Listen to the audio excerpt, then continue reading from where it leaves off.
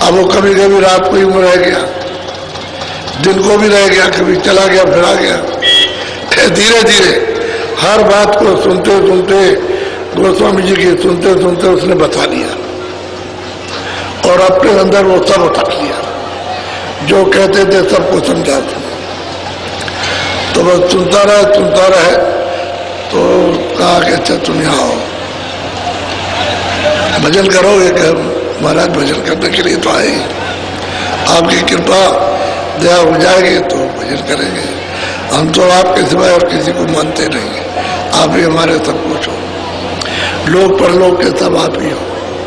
उसने कहा तो गोस्वामी जी महाराज ने देखा कि इसका रहन सहन उठना बैठना बिल्कुल पक्का हो गया, तो उसको रास्ता बता दिया।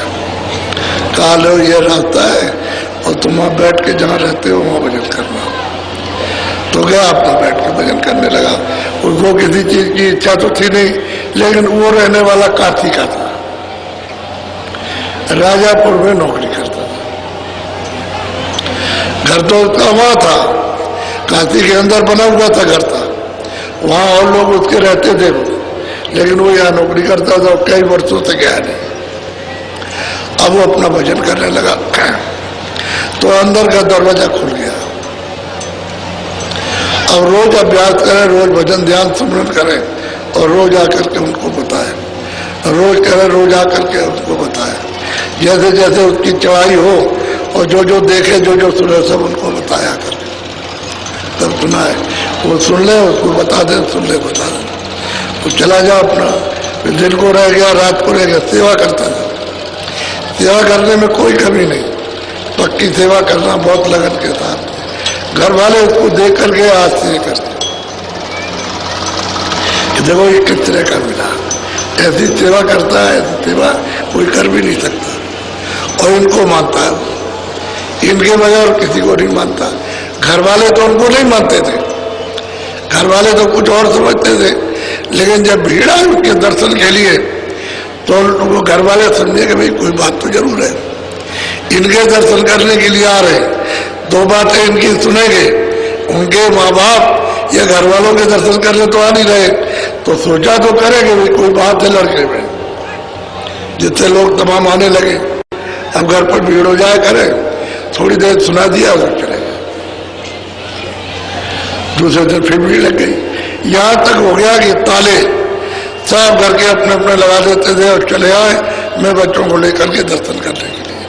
अब ये भीड़ उमड़ी, उसी में बेचारा वो भी आ गया। अब वो साधन भजन करने लगा तो वही राजापुरी ही में उन्होंने उसका पूरा काम कर दिया, आद से अंत, अंत से आद, पूरा उसको पहुंचा दिया। पूरा हो गया, पढ़ा लिखा कुछ नहीं, लेकिन उससे कोई भी बात करे तो कुछ बात नहीं कर सकता, इतना उसको ज्ञान और बोध हो गया। चाहे कितना भी जानकार हो, उससे बात करेगा, उसकी बात का उत्तर नहीं दे सकता। अब गोस्वामी जी महाराज ने पूछा कि भाई तुम्हारा घर कहाँ है? कि हमारा घर काशी में। तो ये नहीं कहा कि हमारा घर काशी में, कहा आपका घर काशी में। यहाँ कब से नहीं गए हो? यहाँ तो कई साल हो गए हम गए नहीं, हम तो माल लदवा देते हैं, भेज देते हैं आदमी को, वो चला जाता है वहाँ उतरवा देता है, हमारा इतना काम। तो घर कर लगे तो एक दिन आकर के आदेश लिया कि महाराज आप आदेश करें तो घर हो आए, तो चले जाओ। तो घर चला गया। अब इनका मन उसमें लगा, तो इन्होंने तो पहुंचा दिया उसको, तो इनका उसमें मन लगा। तो रात को अपना कमोडर उठाया और चल दिए। 7-8 दिन लगे होंगे, पैदल चल करके काशी पहुंचने के, तो पहुंच गए। वहां पूछा मोहल्ले में, जो उसने बताया था कि भाई इस नाम का कोई आदमी रहता है, तो जिस आदमी से पूछा वो जानता था, क्योंकि वो उससे चर्चा करते थे कि हमारे गुरुजी वहां रहते हैं।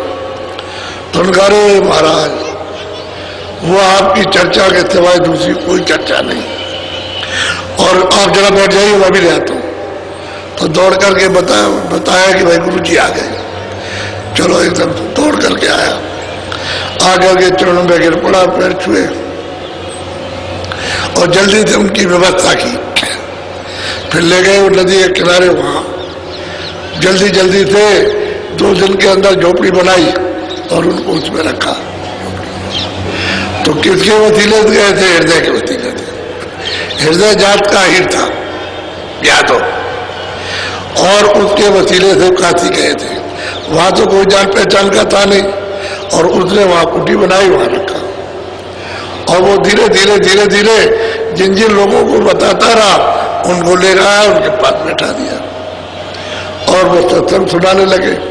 तो जिनको सत्संग मिल गया उनकी तो समझ में आ गया, और जिनको नहीं मिला वो कुछ नहीं समझे। तो धीरे धीरे शोहरत होने लगी। तो लोग जाए उनके पास और पूछे भाई गंगा है, जमुना है, तीरथ है, भरत है।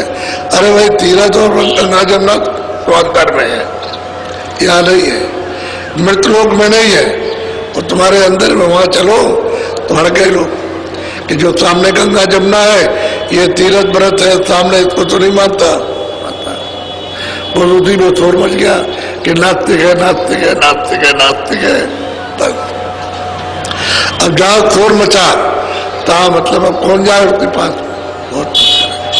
वहां उन्होंने उपदेश शुरू किया काशी, और बहुत झगड़ा लोगों ने खड़ा किया, लेकिन वो चुपचाप अपना काम करते रहे, लोगों को जगाते रहे, बहुत झगड़ा हुआ, बहुत जगाते रहे लोगों को। और जो जाए वो सब उनसे हार करके चले आए। चाहे कितना भी किसी भी मत का विद्वान हो, जो भी जाएगा सब उसकी उनके प्रश्न का कोई उत्तर नहीं दे सकता। अरे भाई वो तो मतलब है कि मतलब सर्वसमर्थ थे, इसलिए उनसे कौन मतलब ही है। वो तो घर से आए थे अपने देश से, अनाम पद से, और यहाँ करके जीवों को जगाना चाहते थे। खैर उन्होंने बहुत जगाया, बहुत काम किया। अब जरा सुन लीजिए थोड़ा सा, आप कहोगे किसने प्राप्त किया और मतलब किसने कराया, तब आपको ये मालूम हो जाएगा कि नहीं।